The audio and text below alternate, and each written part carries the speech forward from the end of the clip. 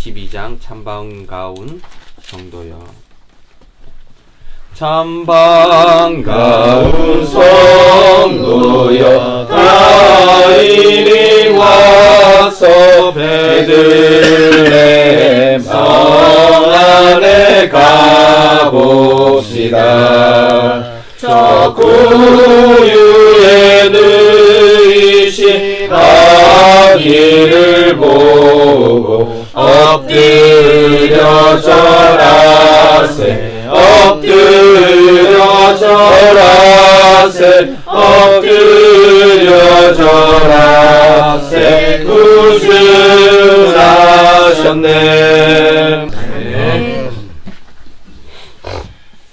사랑이 많으신 아버지 하나님, 주님은 이렇게 한자리에 모여 주님께 예배를 드릴 수 있게 해주시니 감사합니다.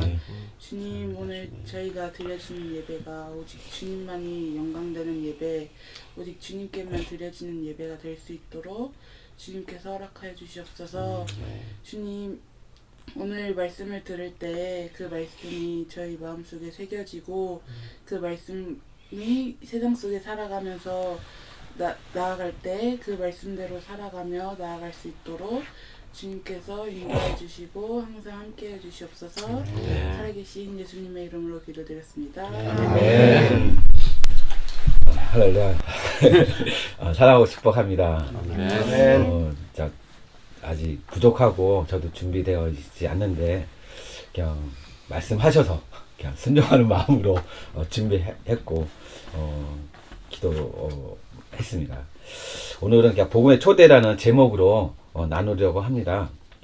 복음의 초대받아 이 자리에 함께 계신 여러분은 오늘 복 터지셨습니다. 아멘. 옆 사람과 함께 같이 인사했으면 좋겠습니다. 복 터지셨습니다. 복 터지셨습니다.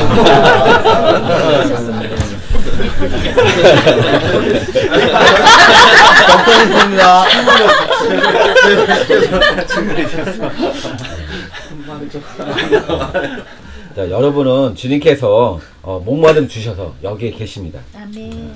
이 자리에 계신 여러분은 복 받은 자입니다.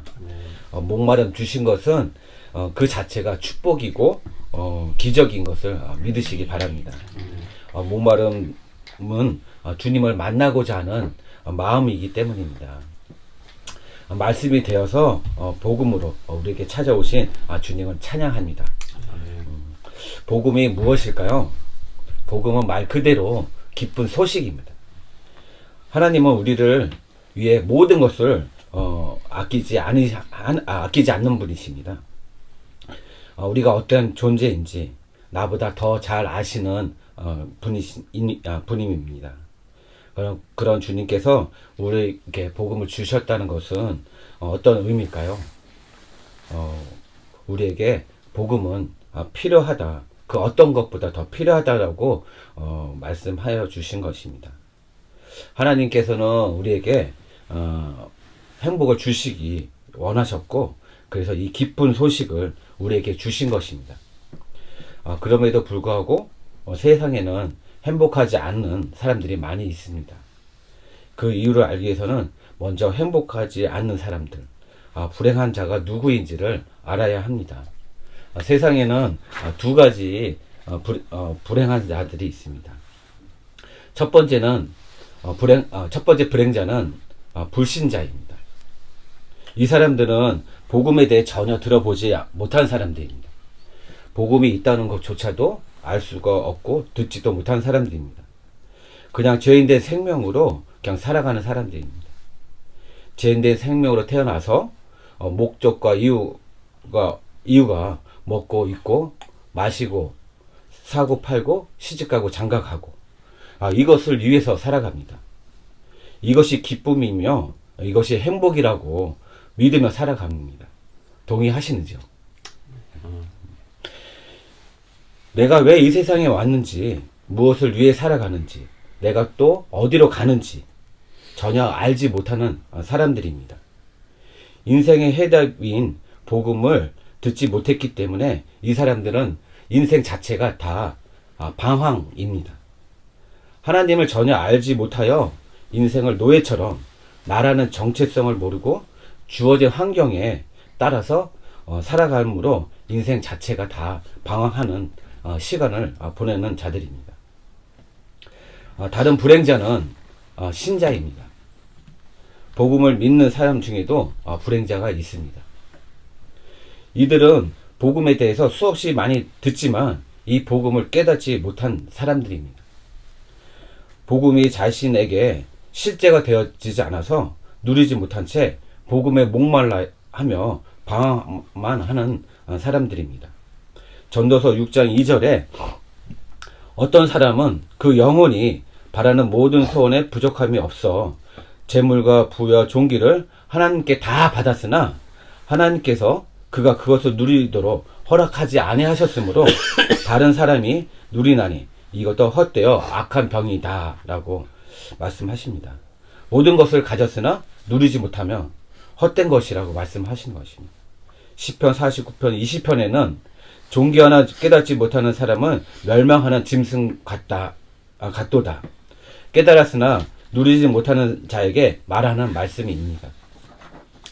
이 사람들은 신앙이 통째로 방황하다 끝이 납니다. 교회 안에서 수없이 복음을 듣지만 그 복음이 자신에게 실제가 되어지지 않아서 누리지 못하여 복음에 목말라 하다 죽어갑니다. 복음이 자신에게 실제가 되지 못한다면 그 사람은 복음을 듣고 신앙에 방황을 하게 됩니다. 이런 신자는 불신자보다 더 불쌍한 삶을 살아가게 되는 것입니다. 복음에 모르면 꺼리낌 없이 죄 짓다가 그냥 살 텐데 이미 들어온 진리 때문에 진리 때문에 사람에 대해 정죄와 또 나에 대한 죄책감에 시달려서 살아가기 때문입니다. 왜 이 사람들은 복음을 듣고 알고 있음에도 불구하고 불행한 삶이 된 이유는 무엇일까요? 그것은 간단합니다. 그들에게는 듣고 배웠던 이 복음이 삶에서 실제가 아니었기 때문입니다. 하나님에 대해서 교회에서 듣고 배웠지만 목사님의 하나님 또는 어머님의 하나님, 이 하나님이 나의 하나님이 되어 본 적이 한 번도 없기 때문입니다. 내가 듣고 배운 이 복음을 나의 전부로 걸지 않았기 때문입니다. 이론 따로 실제 따로 복음은 실제인데 그것이 나에게 실제가 되어져 본 적이 없기 때문입니다. 복음은 예수 그리스도이십니다. 주님은 살아계신 인격이기 때문에 이론 따로 실제 따로 이런 것은 존재할 수가 없습니다. 진리란 영원히 분리될 수 없기에 진리에는 결코 또 이론 따로 실제 따로 있을 수가 없는 것입니다. 근데 이상하게도 우리는 믿음에 대해 속고 살아갑니다. 신학적인 진리나 지식적 동의를 믿음으로 착각하고 살아갑니다. 그러나 성경에서는 믿음을 그런 것이 아니라고 믿음이 그런 것이라고 말한 적이 없습니다. 믿음은 바라는 것이 아닌 바라는 것들의 실상이라고 말씀하고 계십니다. 내가 믿었다면 그 믿는 바 된 진리가 나를 이끌어 가게 되어 있습니다. 복음이 사실이 우리 안에 실제가 되어지면 우리 안에서 이미 혁명이 일어났을 겁니다. 글이 된 현상은 이론과 실제를 전혀 고려하지 않고 생각해보지도 않고 살았기 때문입니다. 내가 듣고 배운 것을 지식에 동의하고 교리에 동의하고 그 동의한 것을 삶에서 한 번도 적용되어지지 않은 채 살아가고 있습니다. 지식으로 배우고 동의한 교리가 세상 속에서 세속적인 가치관으로 살아가면서 한 번도 충돌 없이 살아가고 있습니다. 예배당 안에서 사는 원리가 다르고 또 예배당 밖에서 사는 원리가 다르게 살아가는 것입니다. 이런 현상은 이런 이상한 구조의 삶을 추구하는 것을 붙들고 있는 한 분명히 둘 중에 하나는 실제인 것입니다. 내가 믿는다는 교리가 실제 내 삶을 움직이거나 나에 영향을 끼칠 수 없다면 그 교리와 나는 아무런 상관이 없는 것입니다. 저를 한번 따라 해보시겠습니다. 나를 움직일 수 없는 믿음은 결코 믿음이 아니다. 나를 움직일 수 없는 믿음은 결코 믿음이 아니다. 나를 변화시킬 수 없는 복음은 결코 복음이 아니다. 나를 변화시킬 수 없는 복음은 결코 복음이 아니다. 아멘. 아멘. 복음은 실제인데 그것이 나에게 실제가 되지 않는 한 이상한 이 모습이 우리에게 나타난 것만이 아닙니다. 출애굽한 백성들에게도 일어났습니다. 출애굽기 14장 12절에서 14절 한번 보시겠습니다. 출애굽기 14장 12절에서 14절 페이지가 103페이지에 있습니다. 출애굽기 14장 12절에서 14절 103페이지 찾으셨습니까? 찾으셨으면 우리 같이 읽겠습니다. 시작. 12절. 네, 12절에서 14절. 예. 시작. 우리가 애굽에서 당신에게 이른 말이 이것이 아니냐 이르기를 우리를 내버려두라. 우리가 애굽 사람을 섬길 것이라 하지 아니하더냐. 애굽 사람을 섬기는 것이 광야에서 죽는 것보다 낫겠노라. 모세가 백성에게 이르되 너희는 두려워하지 말고 가만히 서서 여호와께서 오늘 너희를 위하여 행하신 구원을 보라. 너희가 오늘 본 애굽 사람을 영원히 다시 보지 아니하리라. 여호와께서 너희를 위하여 싸우시리니 너희는 가만히 있을지니라. 아멘. 출애굽 사건은 복음에 관한 가장 크고 놀라운 하나님의 구원 사역의 역사를 아주 드라마틱하게 보여준 사건입니다. 하나님께서 그들을 애굽에서 구출해낸 기념비적인 사건입니다. 하나님의 행하신 10가지 재앙은 하나님이 되신 것을 드러낸 사건입니다. 하나님의 권능과 그 존재되심, 또 살아계심, 또 세상 천지에 하나님의 오직 한 분뿐임을 공포하신 실제적인 사건입니다. 이 모든 상황은 하나님께서 허락하시고 준비하신 상황입니다. 하나님은 당신의 백성이 다시 종된 애굽 사람에게 속해 흔들리거나 또 그것에 마음이 빼앗기지 않기를 바라셨습니다. 이미 이루어 주신 완전한 구원의 복음을 쐐기를 박으시고 일부러 그들을 홍해 바다로 인도하신 것입니다. 하나님이 이 상황을 통해서 이스라엘 백성이 종된 자에서 구원된 자로 실제가 되어지길 원하셨습니다. 이런 이런 상황에 이스라엘 백성들의 반응은 어떠했습니까? 두려움에 떨고 원망과 불평을 털어놓았습니다. 자신들 눈앞에 펼쳐진 실제 앞에 두려워 떨고 모세에게 모세탄만 하고 있습니다. 그들의 내면의 실체는 두려움으로 가득 차 있는 것입니다. 바로 두려움입니다. 그들의 몸은 애굽 땅을 벗어났지만 그들은 여전히 애굽에 속한 노예 상태로 있는 것입니다. 두려움은 노예 근성에서 근거를 합니다. 복음 앞에 설 때 사단이 주는 속임이 있는데 또한 이것이 두려움입니다. 하나님을 떠난 죽은 사람들의 공통적인 정서입니다. 하나님을 떠난 죄인된 생명이 우리에게 나타난 정서가 두려움이며 이것이 노예 근성에서 나오게 됩니다. 저에게 있었던 이야기를 잠깐 나누고자 합니다. 저의 아내가 가족을 떠나서 6개월 동안 되는 훈련을 받을 때의 일입니다. 그때 저는 혼자서 몸이 불편하신 어머니와 두 아들을 돌보았습니다.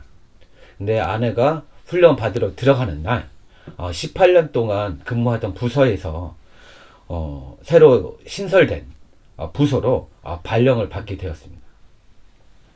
그래서 처음 해보는 일이라 서툴러서 속도가 나지 않고 또 어려움과 두려움으로 일을 하고 있는데 계속해서 이 밀려드는 업무량 때문에 이제 벅차하고 괴로워하며 힘든 하루하루를 보내고 있었습니다. 매일 퇴근은 11시에서 12시 정도에 퇴근하며 아이들은 무엇을 먹일까, 또 어머니는 아픈 데가 없는지 걱정하며 지내는데 어느 날 12시 정도 퇴근하여 왔습니다. 그런데 집에서 와 보니 둘째 아들은 아파서 또 교회 집사님이 끓여준 죽을 먹고 누워있고, 큰아들은 또 밥투정하고, 근데 어머니는 와서 보니 또 어머니도 아프시고 또 이런저런 하소연하고 푸념을 하는 거예요. 그래서 그날 침상에 들어와서 저희 집에 이불, 소미 이불이 있어요. 그 소미 이불을 덮어 쓰고, 주님, 저 이렇게 무능하고 아무 쓰잘짝이 없는 노민이 저 이제 안 하겠습니다. 저 못 하겠습니다. 지금 나 죽이려고 작정했습니까? 주님 정말 주님 맞습니까? 하며 울고 불고 진짜 그날 엄청나게 울었습니다. 진짜 주님한테 엄청나게 욕 대거지하고, 진짜 깐난 아이가 부모한테 대역질하고 했던 것처럼 그날 엄청나게 주님께 싸움했던 일이 있었습니다.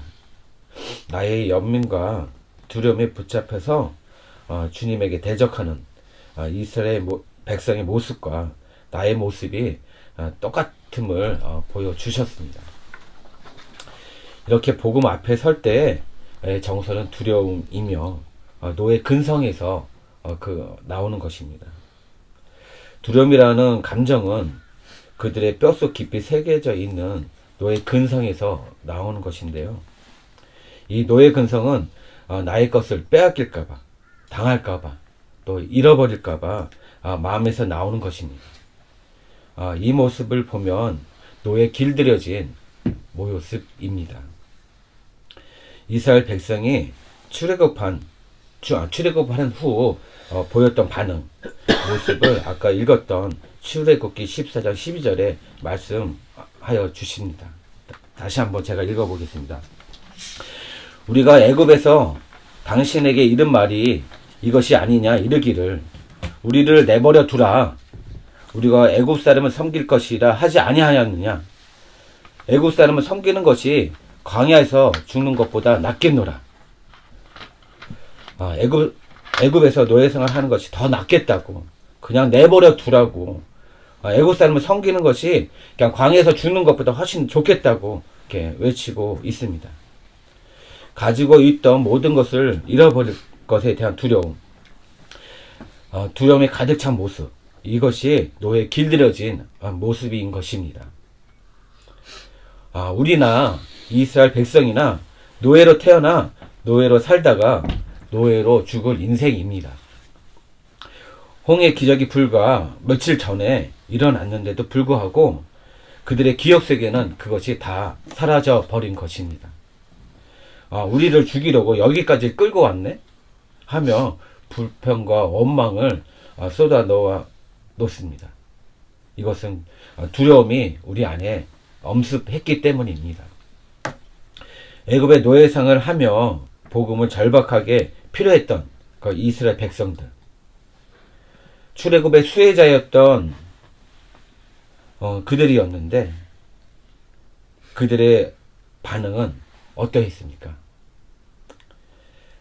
이래 단적으로 이들의 모습은 복음은 좋은데 복음을 따르는 것은 싫어했던 것입니다. 이스라엘 백성은 노예 생활에서 벗어나길 원했을 뿐입니다. 그냥 기쁨과 즐거움에선 떠나고 싶지 않은 것이었던 것입니다. 지금 당장 괴로운 것, 지금 당장 싫은 것, 이것이 바로 노예 근성에서 나오는 것입니다. 근데 노예 생활도 살아서 숨이 붙어 있는 한 그럭저럭 살기는 괜찮습니다. 노예를 다뤄서 쓰려면 책집만 가지고는 안 됩니다. 당근도 줘야 합니다. 책집과 당근을 항상 함께 해야 합니다. 왜냐하면 이렇게 채찍과 당근을 번갈아서 당하게 되면 그들 안에서 두려움이 생깁니다. 너 말 안 들으면 죽어? 채찍찌개 맞을까봐, 그저 당할까봐 이게 두려운 것입니다. 또 하나는 너 잘못하면 이거 안 줘? 이 비참한 노예 생활이지만 한 번씩 주는 주어지는 이 달콤한 당근, 이거 빼앗길까봐 하는 두려움이 있는 것입니다. 노예를 다루는 가장 근본적인 에너지는 두려움입니다. 결국 주인이 원하는 것은 노예가 항상 이 두려움을 계속 유지하는 것입니다. 두려움에 발목 잡힌 채 완벽하게 노예로 살아가게 만드는 것입니다. 당할까봐 두렵고 또 빼앗길까봐 두려움, 이것이 도구이자 노예 근성의 근거인 것입니다. 애굽의 노예라도 부잣집 종로 성공할 수 있습니다. 한 걸음 더 나아가 노예가 노예를 다스리고 또 호의호식을 할 수 있는 그런 기회도 있습니다. 노예라고 다 비참한 것은 아닙니다. 애굽의 화려하고 음란한 문화에 부스러기를 주워 먹기도 괜찮고 또 눈여기도 괜찮고 또 체질화된 그 애굽 생활도 꽤 괜찮은 삶을 누리기도 합니다. 이것이 바로 노예 생활을 하다가 노예로 죽은 이스라엘 백성들의 모습이고 이야기입니다. 이 애굽이 오는 날을 예표한다고 본다면 똑같은 원리가 우리에게 작동을 합니다. 세상에서 죄의 노예로 우리는 태어났습니다. 죄인으로 살다가 죄인에게 등급을 나누며 좀 더 깨끗한 죄인, 흉악한 죄인, 촌스러운 죄인, 또 세련된 죄인을 따지며 그 알량한 자신의 의로 다른 사람을 판단하고 정죄하며 자신은 좀 나은 사람처럼 엄청난 분위기 잡다가 결국은 그렇게 살다가 죽어가는 것입니다. 다 똑같이 죄의 노예로 살다가 죽게 별 차이가 없는 것입니다. 사단의 종노릇으로 의기양양 건세 부리고 사는 동안 천국이 부럽지 않습니다.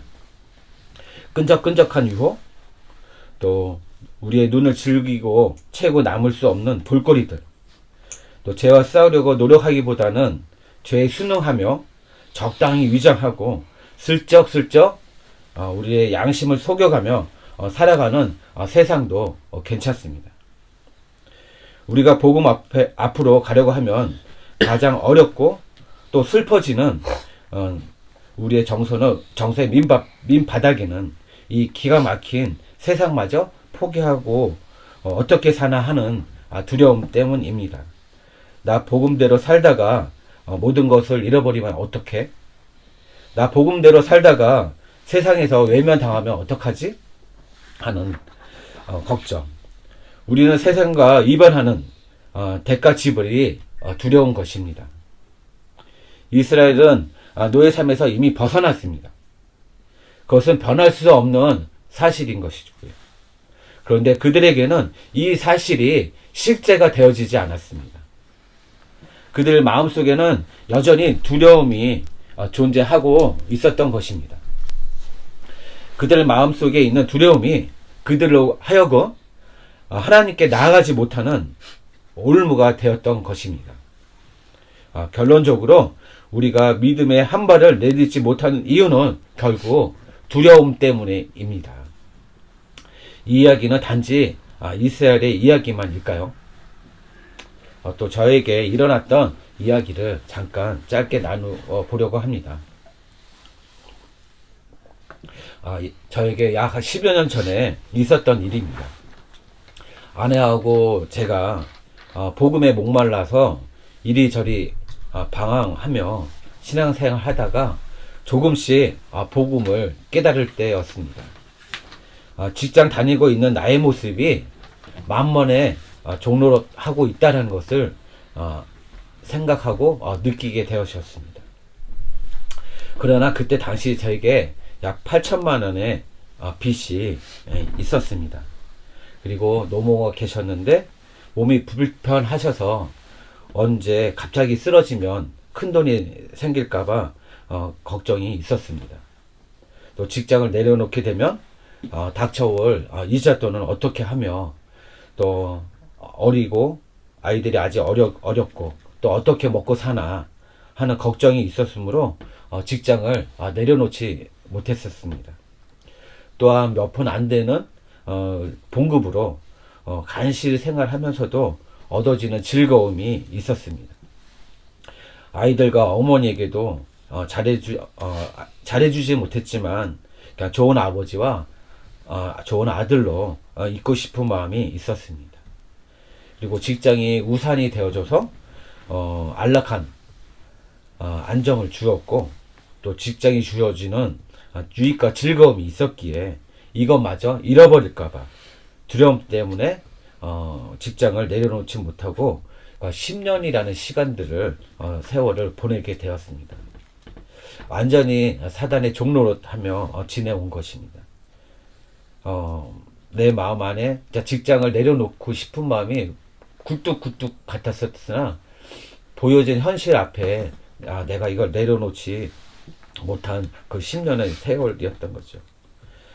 복음으로 살아왔다고 생각하고 나 복음 있다고 생각하고 생활해 왔지만 결국에는 이 안락한 가정과 편안한 삶, 거짓 믿음, 사실 앞에 그냥 살아온 것입니다. 이 모든 것을 다 잃어버릴까봐 결단하지 못하고 두려움이란 실제 앞에 그냥 무릎을 꿇고 지내온 시간들이었던 거죠. 두려움 때문에 안전히 육체의 종로릇 되어서 살아온 시간들이었습니다. 살아계신 하나님이 나에게 전혀 실제가 되어지지 않는 시간들이었습니다. 육신의 젖목과 안목의 정욕, 또 이생의 자랑으로 그저 이 땅에서 그냥 잠깐 살기는 너무 좋습니다. 때론 기쁨과 즐거움이 너무 즐겁고 좋기 때문입니다. 근데 만약에 하나님도 안 계시고 심판도 없고 영생도 없다고 하면 정말 좋은 것이죠. 그러나 문제는 하나님도 계시고 심판도 시퍼렇게 우리를 기다리고 있습니다. 영원한 운명이 우리 앞에 분명히 놓여 있기에 그냥 이 세상에서 적응하면서 사는 것만이 능사가 아니라는 사실입니다. 하나님은 오랜 역사 가운데 우리에게 언약하시고 스스로 그 언약을 지키시며 준비하시어 엄청난 구원을 우리에게 이루어 주셨습니다. 그런데 홍해 사건이 한번 실제가 되어지자 우리의 실체를 그냥 드러낸 것입니다. 몸은 구원 받았으나 이스라엘 백성은 여전히 노예였던 것이죠. 하나님 구원과 축복의 복음이 자기의 것으로 실제가 되어 본 적이 없는 노예였던 것이죠. 이 노예 근성에서 벗어나고 싶지 않은 노예였습니다. 이것이 정말 끔찍한 것입니다. 이 두려움은 죄의 노예로 태어난 우리의 평생의 숙제입니다. 우리의 일생에 많은 문제가 있지만 사실 그 뿌리에 제가 가다 주는 것은 결국 이 두려움입니다. 그중 하나가 과거에 대한 두려움입니다. 나의 불행한 과거에 대한 이야기를 나를 붙잡고 있기에 한 발자국도 나가지 못하게 합니다. 나의 출생의 비밀, 또 나의 잘못한 사건, 사고, 이런 것들이 나와 분리할 수 없는 것입니다. 도무지 과거에서 자유로울 수가 없는 것입니다. 잊어졌다고 생각했는데 어느 시점에 되어지면 그 과거의 나의 그 모습 때문에 한 발자국도 앞으로 나갈 수 없는 것이 과거입니다. 두려움입니다. 과거는 오늘의 나를 존재케 하는 역사이기도 하고요. 다음은 미래에 대한 두려움입니다. 실패하면 어떡하지? 지금 가지고 있는 거 사라지면 어떡하지? 잃어버리면 어떡하지? 미래에 대한 두려움 앞에 어느 누구도 자유로울 수 있는 사람은 없습니다. 복음이 자신에게 실제가 되어지지 않는다면 복음은 정말 너무 아름답고 좋은데 나는 그것을 바라보기만 하다가 비참하게 죽게 되는 것입니다. 애굽을 10가지 재앙으로 때려 눕힌 전능하신 하나님이 뻔히 알고 있으면서도 당장에 눈앞에 보이는 어려움, 또 눈앞에 보이는 이 바닷물결처럼 출렁이는 그 모습에 나의 마음이 흔들려 버리는 나의 모습을 본 적이 있을 것입니다. 또 내 가족의 질병 앞에 흔들리고 또 사람들의 표정에 흔들리고 세상이 주는 두려움에 흔들려서 홍해 앞에 악다구니 쓰는 이 모습이 과연 남의 이야기입니까? 주님은 두려움에 대한 우리의 마음을 잘 아십니다. 우리가 복음을 누리지 못한 가장 큰 이유가 두려움이라는 것을 잘 알고 계십니다. 그래서 주님은 우리를 이 노예 근성에서부터 구원해 주셨습니다. 히브리서 2장 14절에서 15절의 말씀에 보면 자녀들은 혈과 육에 속함에 그도 또한 같은 모양으로 혈과 육을 함께 지니심은 죽음을 통하여 죽음의 세력을 잡은 자, 곧 마귀를 멸하시며 또 죽기를 무사함으로 한평생에 매어 종로하는 모든 자를 놓아주려 하심이니. 아멘. 우리가 동일한 두려움, 또 연약함, 배고픔, 모든 육체 한계를 입으시고 주님이 이 땅에 오신 목적은 죽기를 무서워하는 죄에 매어 종로하는 자들, 그들을 놓아주려고 오신 것입니다. 주님은 우리의 두려움에서 벗어나게 해주려고 약속하셨습니다. 또 두려움이 무엇을 누리지 못하게 하는지 전도서 6장 2절에서 말씀해 주십니다. 어떤 사람은 그의 영혼이 바라는 모든 소원에 부족함이 없어 재물과 부요와 존귀를 하나님께 받았으나 하나님께서 그가 그것을 누리도록 허락하지 아니하셨으므로 다른 사람이 불이 나니 이것도 헛되어 악한 병이로다. 모든 재물과 부요와 존귀한 하나님께 다 받고도 그것을 누리지 못하는 것은 너무 비참한 일입니다. 영적으로 말하면 우리는 하나님이 주시는 어마어마한 복음을 다 알고 받고 또 이것으로 다른 사람을 부유하게 하면서도 정작 그것을 누리지 못하고 있다라고 말씀하여 주십니다. 두려움의 종로를 타는 이스라엘 백성에게 하나님께서 또 출애굽기 14장 13절에서 14절 말씀하여 주십니다. 아까 저희들이 보았던 본문인데요. 모세가 백성에게 이르되 너희는 두려워 말고 가만히 서서 여호와께서 오늘 너희를 위하여 행하신 구원을 보라. 너희가 오늘 본 애굽 사람을 영원히 다시 보지 아니하리니 여호와께서 너희를 위하여 싸우시리니 너희는 가만히 있을지니라. 두려워 말라. 가만히 있으라.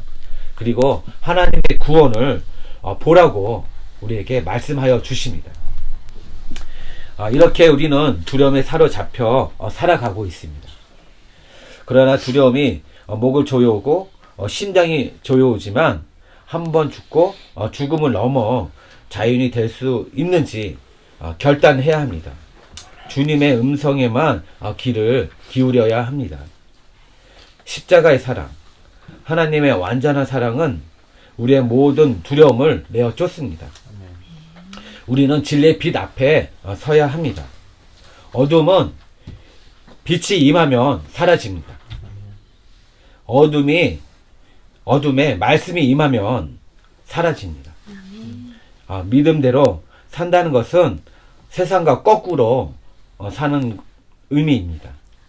복음의 실제가 없는 우리에게 결단이 필요한 것입니다. 두려움이 온다는 것은 사실 결국 깨닫지 못했다는 것입니다. 하나님은 우리에게 완전한 복음을 주셨습니다. 복음과 말씀으로 살아간다는 것은 나의 삶의 기준이 어디에 있는가입니다. 나의 삶의 주인이 하나님인가, 나인가, 또 예수 그리스도의 삶으로 제자로 살 것인가, 아니면 죄의 종으로 살 것인가, 선택해야 하는 것입니다. 본질상 진노의 자녀였던 우리를 하나님을 사랑하고 그분을 따른 제자로 만들 수 있겠습니까? 누가 감히 어떠한 철학과 종교로 그렇게 할 수가 없습니다. 그것은 오직 하나님에게만 가능한 것입니다. 이 완전한 복음, 그렇게 할 수 있게 하는 능력의 복음, 그 복음을 준비해 놓으신 분이 하나님이십니다.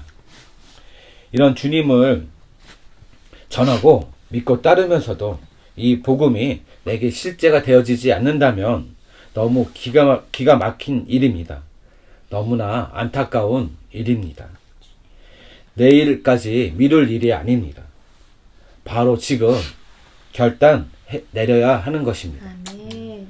없으면 몰라도 이미 주셨고, 또 이 주신 복음이라면 우리는 반드시 이 복음의 영광, 복음의 능력, 복음의 축복을 취해야만 하는 것입니다. 아멘. 두려움의 근원은 모른다는 것에 있습니다. 듣기는 들어도 깨닫지 못하는 것입니다. 바라보이는 영광보다 내 앞에 있는 두려움이 더 크기에 실상을 모르는 것입니다. 결국 사람들이 두려움에 빠진 채 복음에 올인을 하지 못하고 복음의 실체를 경험하지 못하는 이유는 무지에서 오는 것입니다. 첫째는 복음을 모른다는 것이고, 둘째는 지금 우리가 살면서 붙들려 있는 세상의 실체를 모른다는 것입니다. 복음은 우리를 이 세상에서 건져 주셨습니다. 우리가 이 세상의 실제를 모르니 이 세상이 주는 안락함이나 세상이 주는 것, 세속의 가치를 버리지 못하는 것입니다. 심지어 주의 일을 한다고 하면서도 말입니다. 고백은 하나님께 나의 왕이라고 하는데 진짜 나를 움직이는 실제는 누구입니까? 세상입니까? 하나님입니까? 아니면 나입니까? 주님입니까? 이것을 정직하게 묻고 대답해봐야 하는 것입니다. 사랑하는 여러분, 두려움에 매어 종로를 하던 우리를 이 영광스러운 복음 앞에 불러주셨습니다. 이 엄청난 복음 앞에 서 있으면서도 우리에게 여전히 현실은 두려움에 있는 것이 사실입니다. 출렁이는 홍해 앞바다에 서 있으니 다시 애굽으로 돌아가고 싶은 마음, 또 어차피 거대하고 또 위대한 복음 속에 들어갈 자신이 없기에 그냥 평범한 삶으로 돌아갈까? 이럴 때 주님께서 우리에게 말씀하여 주십니다. 사랑하는 아들아, 아멘. 내 딸아, 두려워하지 마라. 아멘. 결코 두려워하지 마라. 너 가만히 서 있어. 너 뭐 하려고 하지 마. 피하지 마. 기웃거리지 마.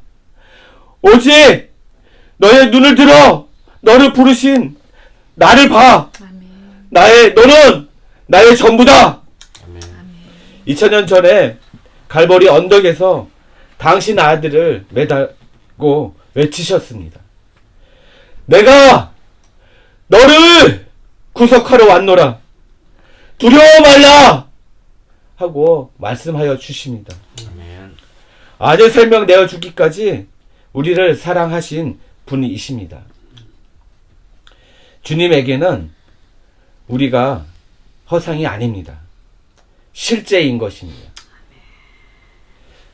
주님 앞에 오직 주님의 사랑을 받은 자로서 서십시오. 복음으로 만나십시오. 점심으로 달려오신 주님께 전심으로 나가시기 원합니다. 또 생명으로 오신 주님을 생명으로 만나십시오. 복음의 영광 앞으로 초대해 주신 주님에게 순종하여 달려나가시길 원합니다. 아멘. 감사합니다. 주님 하셨습니다. 아멘. 하나님 아버지 감사합니다. 주님, 오늘 다른 두려움 우리를 계시고 정말 이 우리 안에 결단 앞에 복음의 믿음으로 결단 앞에 또 세워 결단할 수 주셔서 있는 시간들을 허락하여 주셔서 감사합니다. 감사합니다. 주님 우리의 실제적인 이 본질의 두려움 앞에 세워 주셔서 주님 감사합니다. 주님을 따르지 주님 못하는 것이 우리의 현실의 아버지 사실입니다. 두려움 앞에 세워 주님 주시고 아직도 또 하나님의 주님에게 말씀에 나가는 아버지 것이 하나님 두렵고, 정말 이 약속 앞에 한벌 하나님 우리의 결단 앞에 이스라엘 백성들이 동일하게 하나님 아버지 그 두려움 앞에 섰던 것과 같이 동일하게 우리도 주님 동일한 아버지 하나님 현실 앞에 주님 세워주셔서 주님 감사합니다. 주님 우리는 현실만 볼 수밖에 없고 아버지 다 잊어버리고 하나님 아버지 하나님의 약속과 하나님의 그 어마어마한 아버지 그 십자가의 복음을 주님 우리는 기억해내지 못하고 한번 현실의 두려움에 매여서 종노릇할 수밖에 없는 존재인 것 주님 앞에 올려드립니다. 주님 우리를 불쌍히 여겨주시고 주님 우리 긍휼히 여겨주십시오. 그러나 건져주십시오. 주님이 살아계신 것 주님 어떤 두려움에서 두려워하지 말라. 너는 가만히 있어서 주님이 행하실 일을 보라고 하나님 아버지 하셨던 것과 같이 아버지 실제적인 현실적인 두려움 앞에서 하나님 아버지 정말 주님을 선택할 수 있는 하나님 아버지 그 모든 아버지 과거의 두려움과 아버지 미래의 두려움과 그 모든 두려움 앞에서 주님을 선택할 수 있는 우리의 존재 되게 하여 주십시오. 누릴 수 있게 인도하여 주시기 바랍니다. 하나님 오늘도 우리에게 생명의 말씀을 전해주셔서 감사합니다. 네. 우리가 믿기로는 아무것도 없을 그때 하나님 말씀으로 세상을 창조하셨고 또 죽은 자를 능히 살려낼 수 있는 분, 하나님 바다를 걸으실 수도 있고 그 거친 파도를 잠잠케 할 수도 있고 하나님 눈먼자며 하나님 귀머거리며 앉은뱅이며 하나님 한 말씀으로 다 일으켜낼 수 있는 하나님은 인간이 아니시며 하나님은 하나님이심을 주님. 하나님 다시 한번 우리에게 말씀해 주셔서 감사하고 네. 하나님 아들과 딸이 우리일 텐데 우리가 정말 행복하게 원하시는 하나님 아버지께서 우리를 행복으로 가장 행복한 십자가로 초대해 주시는 그 말씀 앞에 우리가 서 있습니다. 네. 하나님, 그러나 그것이 가장 좋은 우리를 가장 행복하게 하는 주님인데도 불구하고 하나님 두려워하고 있는 두려움의 요소가 우리에게 있다면 하나님 그것이 무엇인지 드러내 주시고 하나님 능히 홍해 바다를 갈라내시고 건너자 말하는 주님 앞에 자꾸 눈에 보이는 것대로 느껴지는 감각대로 만져지는 것대로 현실적인 하나님 먹고 마시고 살고 하나님 이런 두려움 앞에 휩싸여 있는 우리에게 주님이 말씀하시는 하나님 가만히 서서 주님이 주님의 구원을 베푸시고 우리가 살아가는 세상이 다가 아니요 죽음의 이후에 있을 영원한 나라 그 나라가 우리의 나라인 것을 말씀하시는 주님을 찬양합니다. 아멘. 하나님 우리 자신을 던질 만큼 우리 사랑하는 가족과 내 자신의 모든 현실을 다 내어 맡길 만큼 하나님 주님은 믿을 만한 하나님이심을 그리고 우리를 가장 행복하게 할 수 있는 하나님이심을 이 시간도 말씀해 주셔서 감사합니다. 아멘. 다만 하나님 그 말씀을 믿을 수 있는 믿음이 우리에게 있을 수 있도록 성령께서 우리의 마음 가운데 역사해 주십시오. 아멘. 보이지 않지만 살아계시며 우리를 사랑해서 아들을 내어줄 만큼 주님. 십자가에서 아들을 내어줄 만큼 사랑하시는 그 십자가 사랑이 경험되어지고 더욱 믿어질 수 있는 놀라운 그 복음으로 우리를 초대하여 주십시오. 감사드리며 우리 주 예수 그리스도의 이름으로 기도드립니다. 축도하겠습니다. 지금은 우리 주 예수 그리스도의 은혜와 하나님 아버지의 크신 사랑하심과 성령님의 복음이 실제되게 하고 감동하며 우리를 가르치는 그 역사가 지금 하나님의 말씀을 듣는 프리포유 사역자들 위해 그리고 그리에 있는 모든 주의 백성들 위해 그리고 교회 위에 지금부터 영원토록 함께 하시옵기를 간절히 축원하옵나이다. 아멘. 주님이 하셨습니다.